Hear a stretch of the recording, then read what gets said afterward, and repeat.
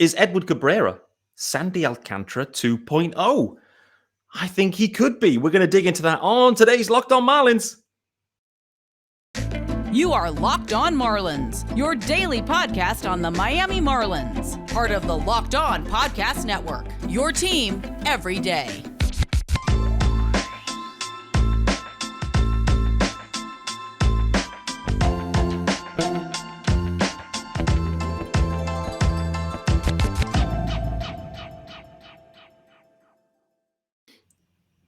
Greetings from England and welcome to Locked On Marlins. It's the Wednesday episode of Locked On Marlins. Hope everyone is doing well. Don't forget to follow me, of course, on Twitter, guys, at @MiamiMarlins_UK. Don't forget the underscore. No TikToks, no Instas for me. Subscribe to the pod. They're available free everywhere. And reminder, guys, it's a daily pod. I say daily. It's Monday to Friday. They give me the weekends off, but 5 episodes a week. Hit subscribe. You get your content coming at you. It is full of guests, as you've seen, and it'll be the same next week as well. Subscribe to the YouTube channel. If you're watching, hello. You can see me. I'm in my lounge. And equally, you can see I have a guest. And it's one of the Fish Stripes alum. Grant Kiefer is in the house. Grant, how are we doing? Good. Pleasure to be here. Thank you very much for having me on. I don't know how many other Fish Stripes guys have done this. I know Isaac's been on maybe. Have you had Kevin on?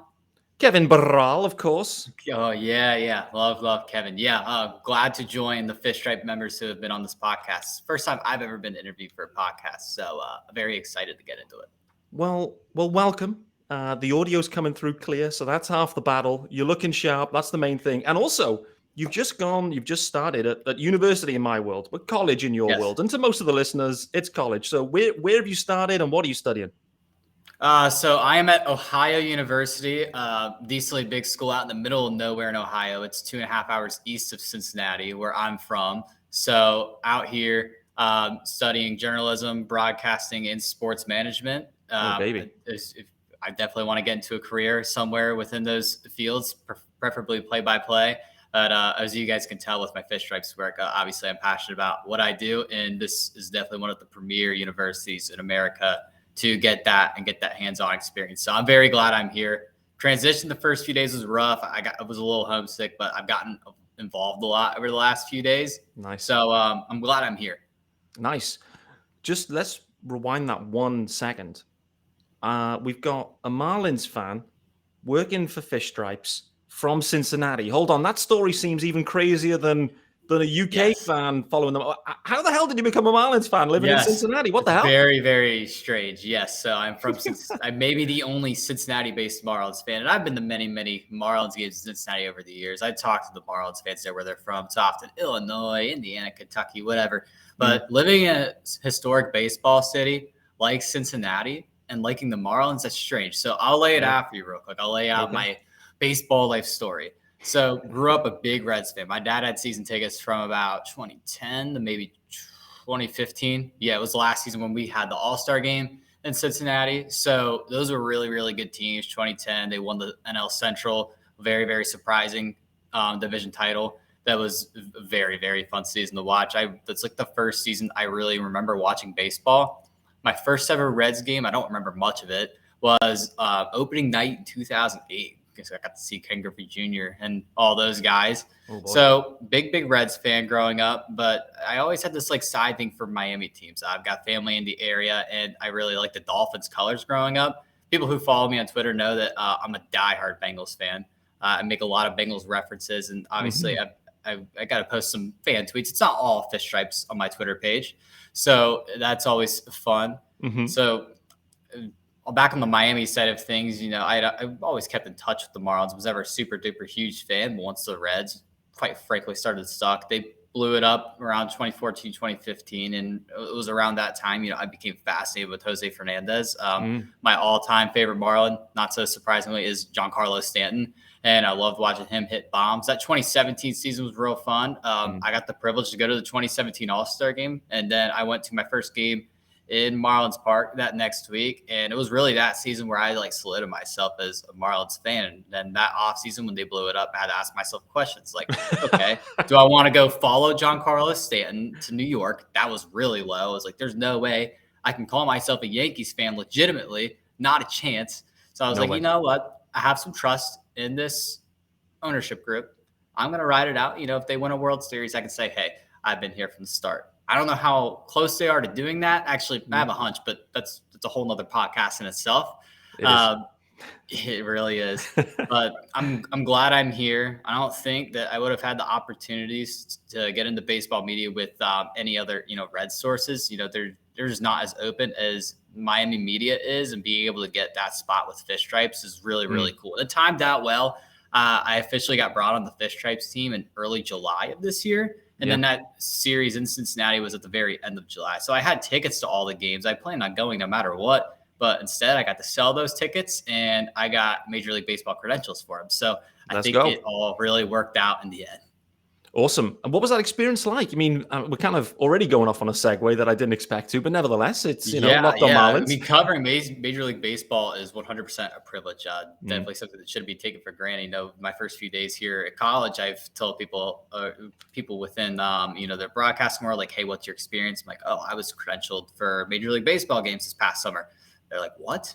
And there's not a lot of people who have done it, especially someone as young as me. There's really not a lot of other people doing it at this age. And I feel like Fish Stripes does a really good job of putting young, talented journalists on a pedestal like that. Yeah. So it was very, very fun. My very first day, I was very, very timid, very shy. I was like over asking like all the other media members, and Marlins employees like, hey, is this player okay to go talk to? They're just like, yeah, just go up to them. I mean, they're humans. And once I realized that, it just went up to them. The first day I got interviews with JJ Bleday, Joey Wendell, Billy Hamilton, and Pablo Lopez. Did the write-up for that. Second day, got some big interviews. We had our ace, Sandy Alcantara. I went over in the Reds dugout, got Luis Castillo 2 days before he got traded. Nice. So that was a big interview. I think I had the final Reds interview with him. To my knowledge.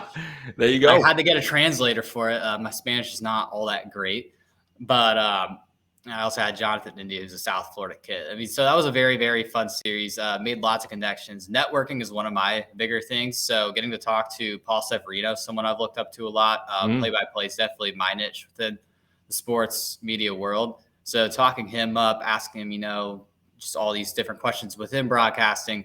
It was definitely a special experience. I can't thank Marlins and Fish Stripes enough for it, even to this day. A month later. Awesome. It's only the start, so that's the main thing. I'm looking forward to following you. And like you said, the Fish Stripes guys, Eli, he has a real talent for finding talent, young talent that really starts to kind of grow and evolve. So I've seen that with all the Fish Stripes guys, and it's great to see. Yes, I mean, I hate to brag, but you look at the alumni section on our masthead, you got a lot of prominent Marlins Twitter names on there for sure. No doubt. Let's talk about prominent pitchers for the Marlins, because we're recording this on a Tuesday evening. So we're recording this before the game on Tuesday. Nevertheless, we have to go back to game one with the A's. The Marlins coming off an absolute spanking against the Dodgers. It was, it was a reality check. It wasn't, we already knew the situation. We knew the reality. It wasn't a check. But Edward Cabrera making the start. And for me, I've seen it all month. And the key thing for Eddie, can he stay healthy? If he can, he's got a real shot to be a real prominent piece in this rotation for the Marlins. But last night, going 8 innings and 101 pitches, I think it was the final number. He finishes out with a bunch of Ks as well. It must be his best start thus far. And the piece that I like, before I kind of throw it to you to get your take on him generally, how you see things shaping up for him in the Marlins in 23. The thing that I love most was the fact that he had what seemingly looked like a disagreement with Don Mattingly and Mel Stottlemyre, because he wanted to go out there. He wanted the 9. He wanted the Sandy Alcantara treatment. And to be honest with you, I see a lot of Sandy Alcantara in Edward Cabrera.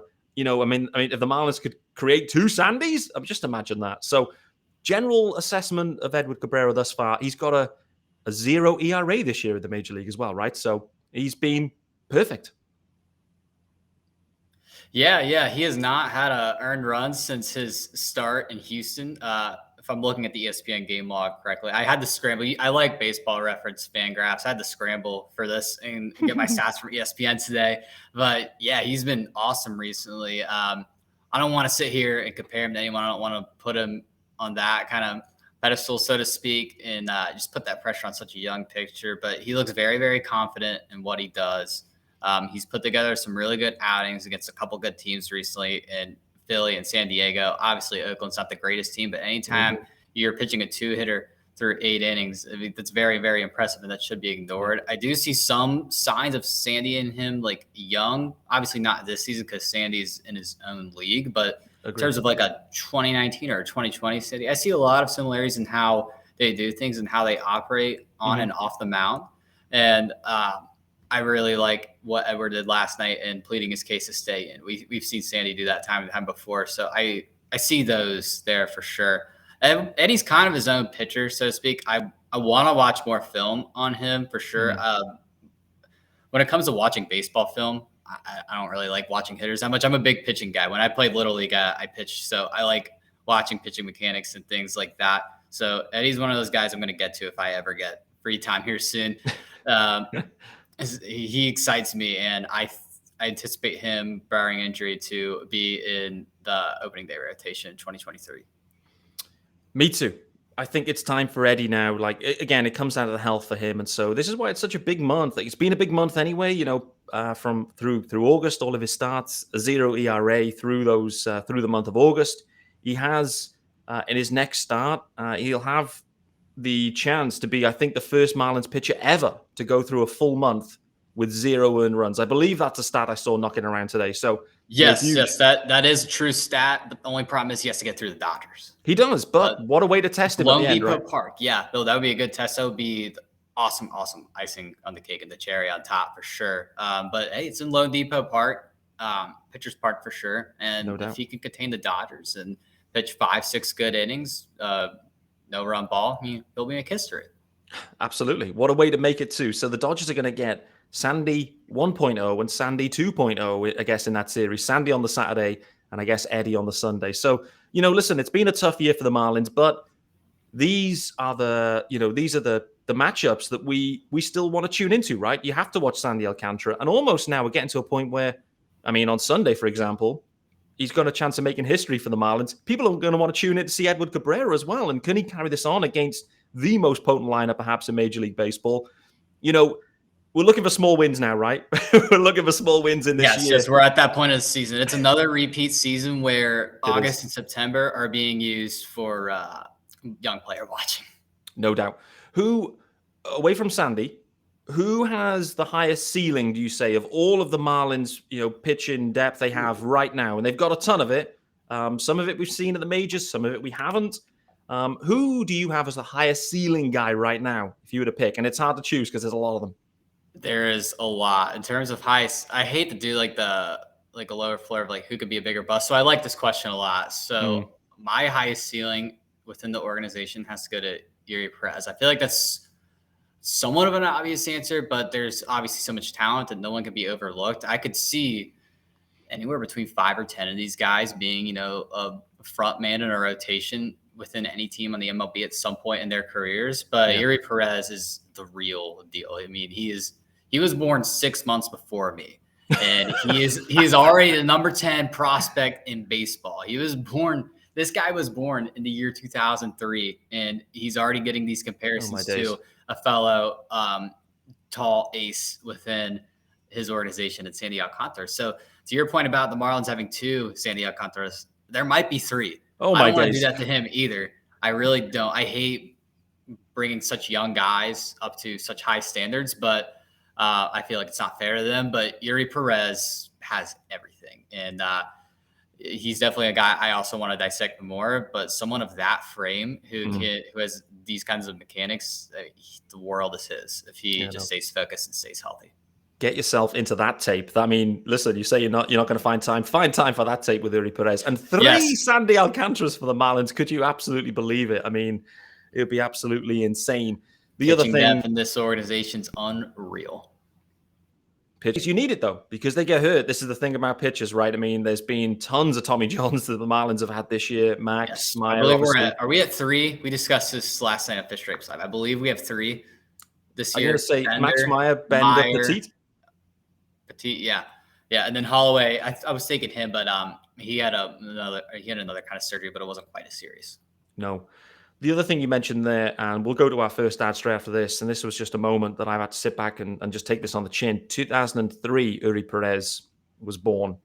I was 20 at that point, so let that sit with you. All right, so let's get into this first ad, and then we'll. I wanted to kind of segue into another big topic that's cropped up today, more broadly in Major League Baseball, that perhaps the Angels are for sale. Not perhaps, they are for sale. So I wanted to get your take on that, what the ramifications may be. I've got some opinions, especially because there's another team very near and dear to us that has been in these discussions many, many times in their history. So we'll get into that after this. No doubt about it. All right, so guys, our first ads, and this, I mean, they're like targeted ads, I'd say, in many ways, but it's you're hanging out with some friends and putting a few drinks back, and a few becomes a few too many. And as the evening comes to an end, people start to head out. You think calling for a ride. Nope. You live nearby, you can make it home okay. No big deal, right? Well, what are the odds you'll get pulled over anyway? And even so, what's the worst that can happen? Your insurance goes up, lose your license, lose your job, total your car, kill someone? Boy, oh boy, everyone knows about the risks of driving drunk. The results are tragic and often deadly. However, that still doesn't stop everyone from getting behind the wheel while under the influence. That's why police officers are out there right now looking for impaired drivers on our roads to save lives. So if you think you're okay to drive after a few drinks, then think again. Play it safe and plan ahead to get a ride. It only takes one mistake to change your life or someone else's forever. Drive sober, or get pulled over. Boy, hard-hitting ads as I'm sipping on red wine. I'm definitely not driving anywhere tonight, so it doesn't matter. But nevertheless, Grant, big news, the Angels are for sale. The Marlins, we've been in this spot many a time. And but let's talk about the Angels just briefly. You know, it's not Locked On Angels. They'll be covering it, no doubt. But it's always interesting to see a team up for sale. And the reaction of the fans, what I've seen from the Angels Twitter, let's say, is they are absolutely delighted at this news. Delighted. I don't know the ins and outs. I don't follow the Angels that closely, but I think there's been, for the size of the market and some of the superstars they've had there, a lack of investment in their own right there, which is interesting. Do you follow the Angels at all? I like their players. I've been very, very close to buying a Shohei Ohtani jersey a few times. Oh, yeah. One day I'll go through with it. But there's a lot of likable players on that team. But, the higher-ups in that organization aren't very likable themselves. So my first immediate thought when I saw this was, oh, man, this came at an interesting time. Why is that? Shohei Ohtani's contract, or he will be eligible to explore options with other teams via free agency next offseason. So this year is an arbitration year for him. So his original international contract expires this offseason. He'll be on one arbitration year. I'm sure he'll get a pretty good chunk of money for that. He'll be free to explore anywhere else. And there's been talks about him going to any other West Coast teams. It's been rumored that he prefers the West Coast. And why not? That's as close as you're going to get to Japan if you're playing in the MLB. A lot of Asian media can access the West Coast easier. And Asian fans can follow his journey through baseball easier with time zones and just travel and all that. So I've seen Dodgers rumors. I've seen Giants rumors. I don't think the A's will be making a push for him. It would be something if the Mariners were to make a push for him. But ultimately, I think his best bet would, especially now with his ownership potentially changing, if someone committed invests, he would obviously be the centerpiece, as he would for any team. But he would obviously be the centerpiece there. And I think a very committed ownership group would want to build around him. So that's where my head went first off, then go to Trout, then go to, guys getting hired or fired, rebuild, anything like that. Yeah. If you have Shohei Ohtani in your roster, I would argue that he's the most valuable athlete in sports history just because of his versatility. And I can back that up just because you don't really have anyone else in sports that can play offense and defense the way he has, pitch and hit. You don't have a football player that can do that. I mean, basketball, you kind of have to do both. So, I mean, that's a poor example. But all in all, Shohei Ohtani is probably the most valuable piece, at least in baseball history. And it would be foolish for this new ownership group potentially to not build around him. And if they were to sell off Ohtani or rebuild, that's a fatal mistake, and they would lose the remaining fans they have.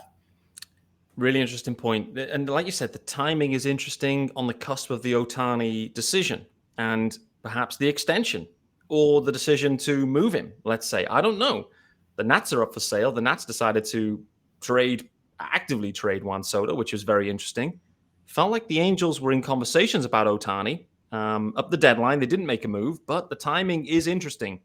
Let me flip it over to the Marlins now and just kind of, there's some murmurings around of, what's the intention for Bruce Sherman? A lot of the front office has gone. Derek Jeter, Gary Dembo, obviously. Don Mattingly, I think, this will be his last year. So a lot of the kind of familiar names for this Bruce Sherman rebuild, front office-wise, are gone. And we're at 5 years now. And for me, this Marlins team, it needs a lot of investment to really make it a contender at this point. Like the process they've been through for 5 years, stack the farm. Okay, I get it. Problem is, they just haven't hit on any hitting. They haven't hit on any hitting at all. And so basically they're in a hole now where you've either got to go and spend for hitting and make it work, or you start the process again. Question is, for Bruce Sherman, after this 5-year cycle, does he look and go, do I want to spend the money? Do I actually want to do this? Or do I need to make a decision here about my future here in terms of the ownership group as well? So I've not heard anything concrete about Sherman, thinking about selling. But again, the timing, I think, is interesting. It feels like the end of a cycle in some ways of 5 years, where he may need to reflect on that because of the state of the team, the rosters.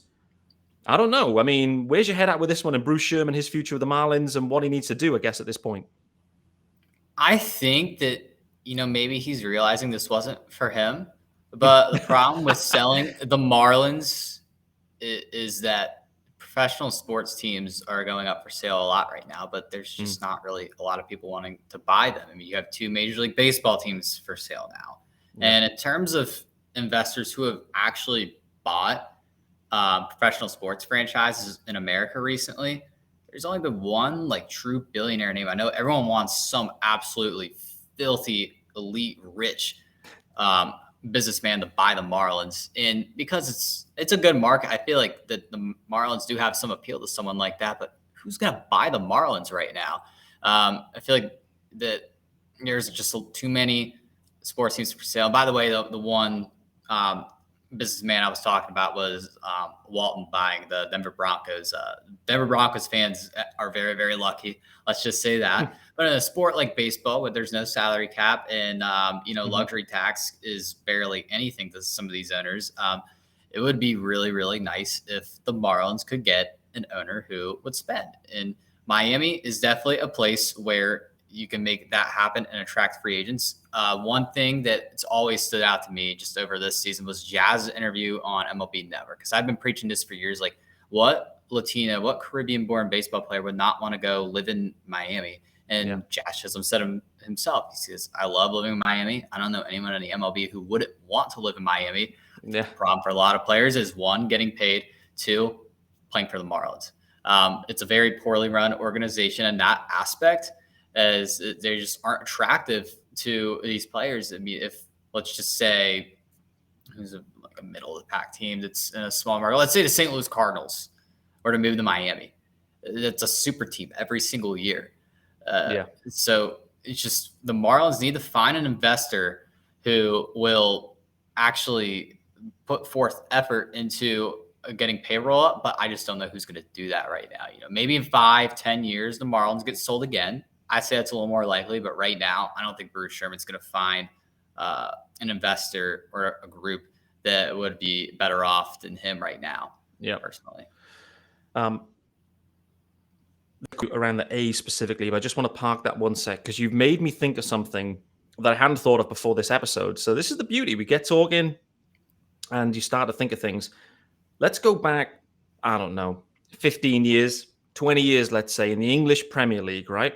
Where all of a sudden there was a massive influx of wealthy foreign, Arabic owners, let's say, that came into the game, or Russian, etc. All of a sudden, the Premier League was just filled with foreign investment.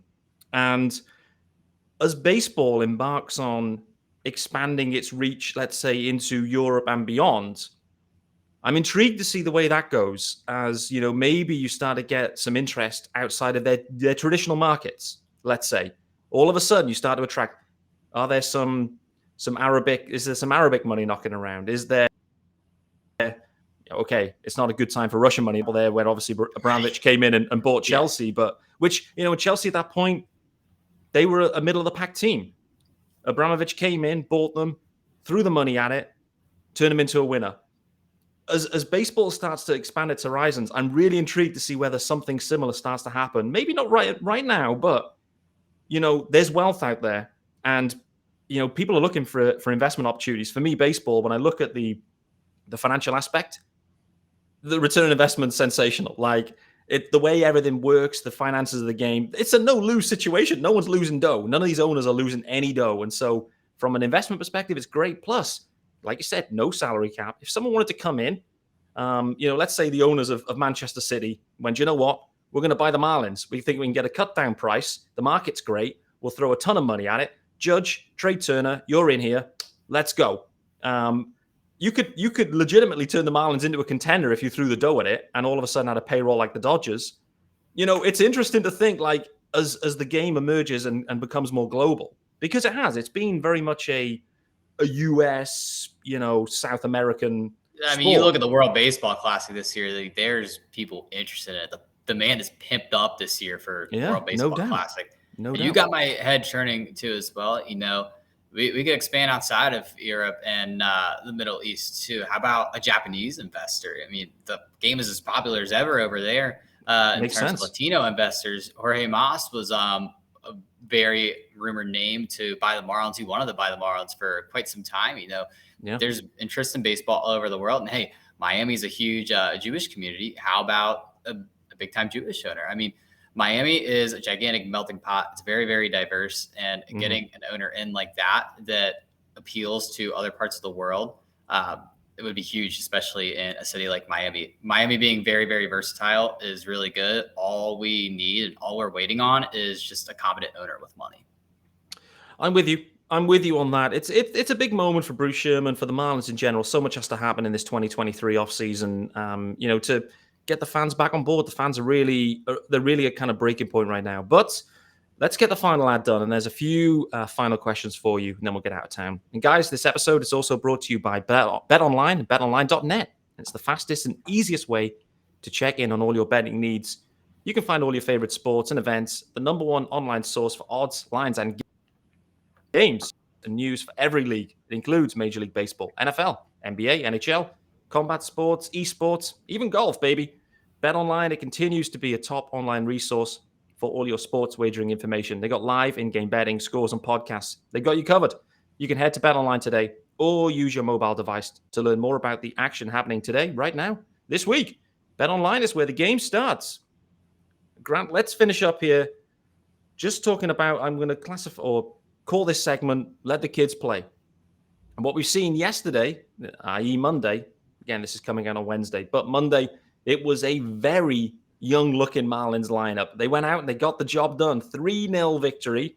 Some big moments from Charles LeBlanc. No C is pronounced, which is interesting. So Charles LeBlanc. Soft C is what I've been told. Soft C. LeBlanc. It's like LeBlanc. You somewhat say it, but you somewhat don't.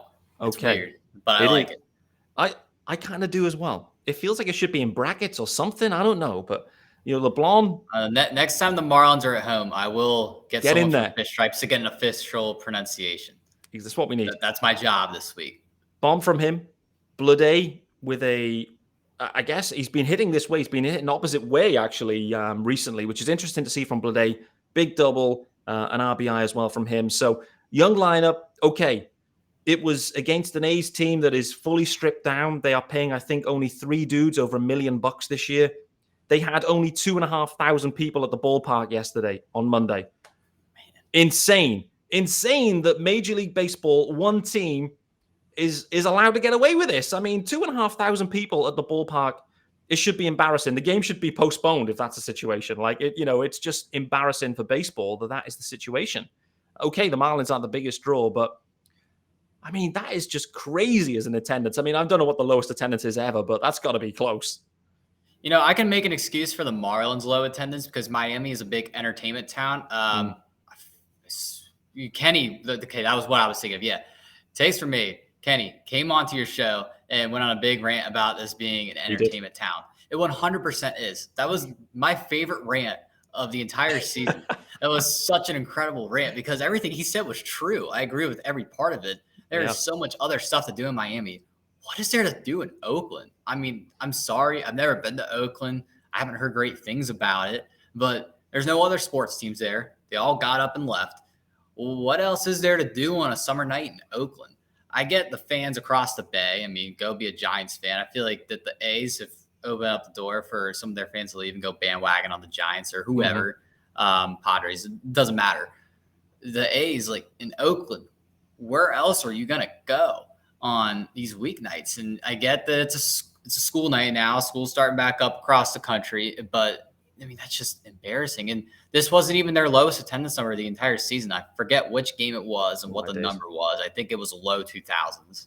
Like it could be a year coming up. That was the attendance number, but it's overall embarrassing. I'm scared for what that number is going to be Wednesday afternoon.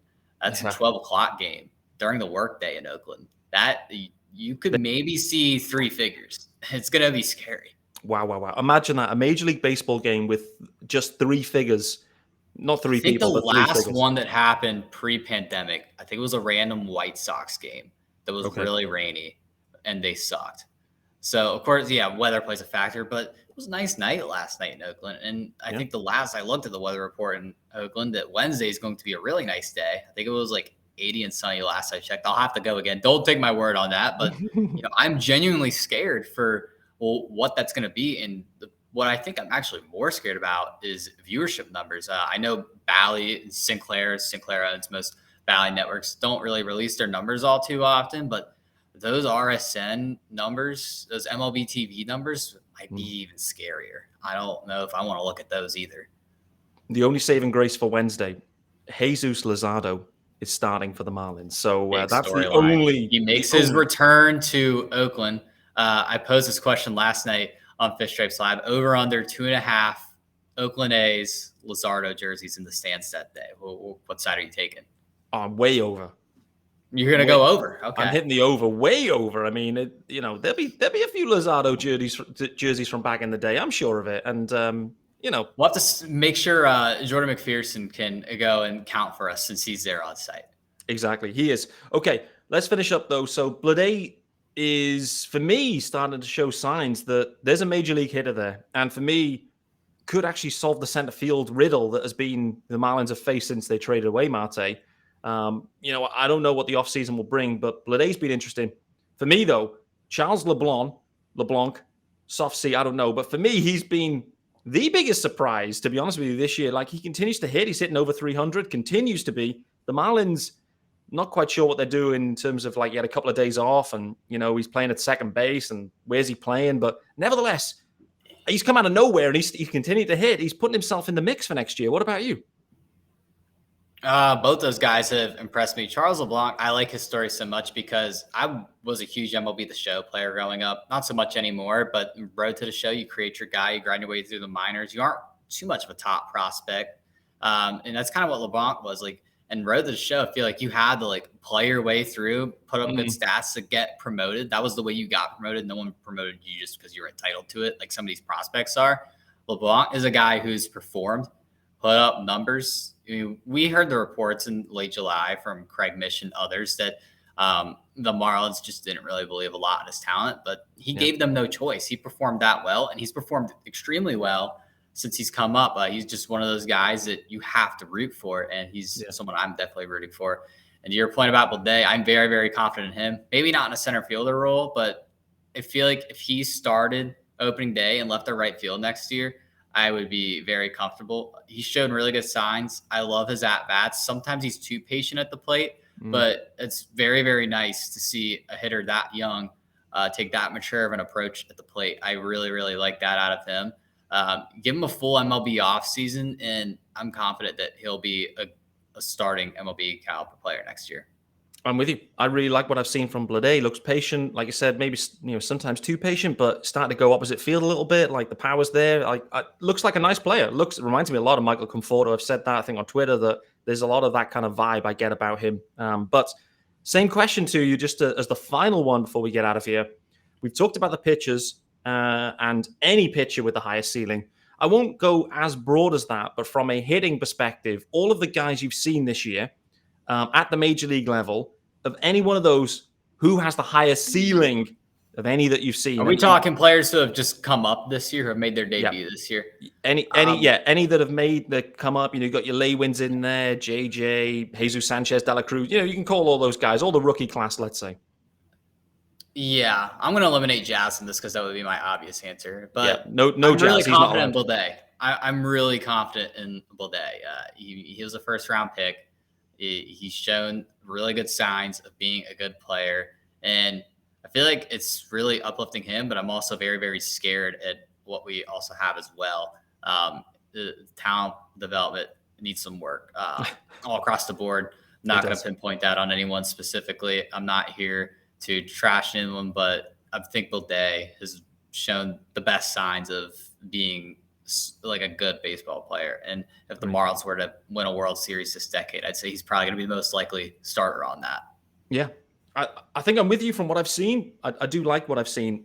I actually said on yesterday's show, or maybe Monday's show, that I actually think Lewin Diaz will be an all-star next year. It won't be with the Marlins, but I think he'll be actually an all-star on the Pirates. I feel like I remember you saying that. And while that's a very bold prediction, I wouldn't be surprised whatsoever. His elite defense is there. That's not going away. I think he just needs some work on his hitting tools, and I think he'll probably find that in another organization this offseason, and I'll wish him the best of luck wherever he goes. That's a really good guy right there, and someone I'll be rooting for. Me too. Absolutely with you. All right, guys, that is us done for Locked On Marlins on Wednesday's episode. Thank you for tuning in and making Locked On Marlins your first listen of the day. Grant, thank you so much for joining me. Your debut right in the midst of settling into school, so I appreciate it. For those that aren't following you yet on Twitter, for those that aren't, where can they find you?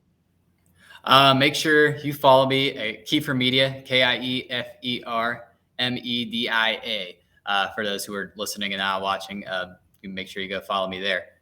Make sure you follow all the Fish Stripes guys as well. We have a wide variety of talent, and I want to shout all those guys out. I wouldn't be where I'm at without them. No doubt about it. The Fish Stripes stable is loaded.